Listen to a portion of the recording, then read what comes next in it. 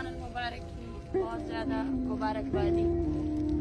इस वक्त मैं सूराब में खड़ी हूँ जहाँ मेन RCD रोड यहाँ पर अब्दुल राज़िक की लवाहिकीन ने बंद किया हुआ है। आप देखिए बलूचिस्तान वो खिता है जहाँ लोगों को दीनी रसूमात करने की भी इजाजत नहीं है।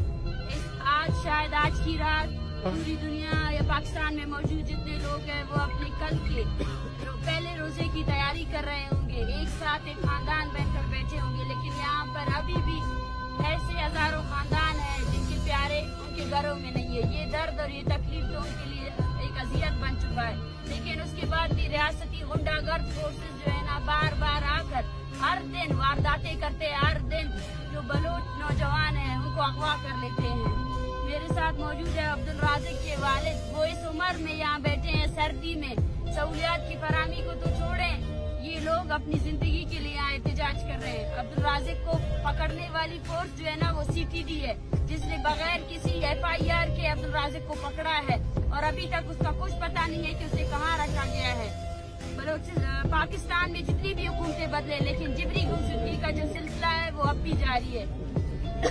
ये लवाहिकीन इस सर्दी में यहाँ खड़े हैं और इनका मुतालबा यही है कि जब तक अब्दुल राज़िक को रिहा नहीं किया जाता है तब तक ये यहीं खड़े रहेंगे। लेकिन इनका यहाँ खड़े रहना पाकिस्तान की जमहूरियत और उसके आईन पर खुद एक सवालिया निशान है कि वो अपने शहरियों को तहफ़्फ़ुज़ नहीं फराहम कर सकती है।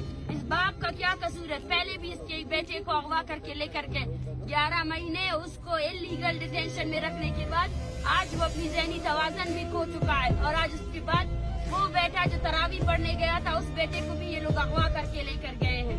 क्या आप सब लोग इस रियासती जबर के खिलाफ नहीं बोलेंगे? क्या आप सब लोगों को अपने खानदान अजीज है तो यहाँ पे जो इतनी खानदानें उजाड़ दी गई है क्या आप उस पर कभी नहीं बोलेंगे? और वो लोग जो इस सड़क के उस पार और इस पार तकलीफ में है कि ये सड़क बंद है, वो भी इंसान है, वो भी हमारी कौम है। लेकिन हमें तकलीफ देने वाली जो एक फोर्स है वो रियासत है, जिसने मजबूर किया हुआ है हमारे लोगों के आज की रात वो अपने रोजे की तैयारी करने के बजाय अपने खानदान के साथ बैठने के बजाय इस सर्दी में इस सड़क में बैठे हुए हैं। मैं आप सबसे गुजारिश करती हूँ कि अब्दुल राज़िक की बाजियाबी के लिए उसके खानदान की जदोजहद के साथ दे और साथ साथ बलूचिस्तान में जारी जो ये गैर इंसानी अमल है जिबरी गुमशुदगियों का, उसके खिलाफ मुतैद और उन खानदानों का साथ दे। यकीन करें ये बहुत तकलीफ दा अमल है।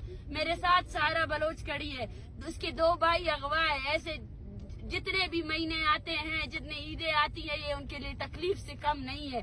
वो जिस तकलीफ से गुजरती है कि पूरी दुनिया एक साथ एक खानदान होकर जो है ना रमजान और मुबारक में रोजे रखते हैं और दीनी इबादतें पूरी करते हैं, ईद मनाते हैं, लेकिन इनके लिए कोई ईद नहीं है, इनके लिए कोई सुकून का दिन नहीं है। बलूचिस्तान के लोग आज भी अपनी जिंदा रहने के हक के लिए यहाँ जद्दोजहद कर रहे हैं। इस बाप का क्या कसूर है? इस टाइम इसको घर में होना चाहिए था।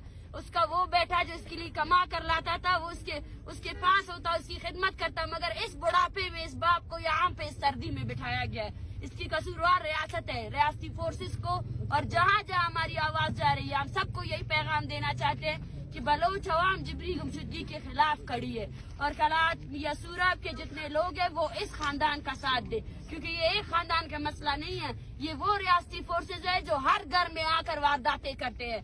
इन्होंने आज से नहीं बल्कि 75 सालों से बलूचिस्तान की चार दीवारी को पामाल किया है। बलूचिस्तान में जारी जो अमन है, सुकून है, उसको लूटा है।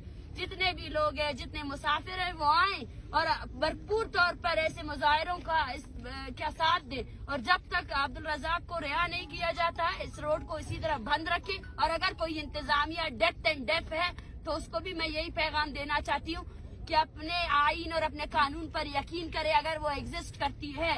और इस तरह मासूम लोगों को जो है ना इस तरह सरेआम जो है ना आकर उनको अगवाकारी का जो सिलसिला है इसको बंद करे, अपनी अदालतों में उनको पेश करे और अगर कोई उन पर केस है तो वो केस दायर करे, लेकिन इस तरह बलोच अवाम को तंग नहीं करे। बहुत बहुत शुक्रिया।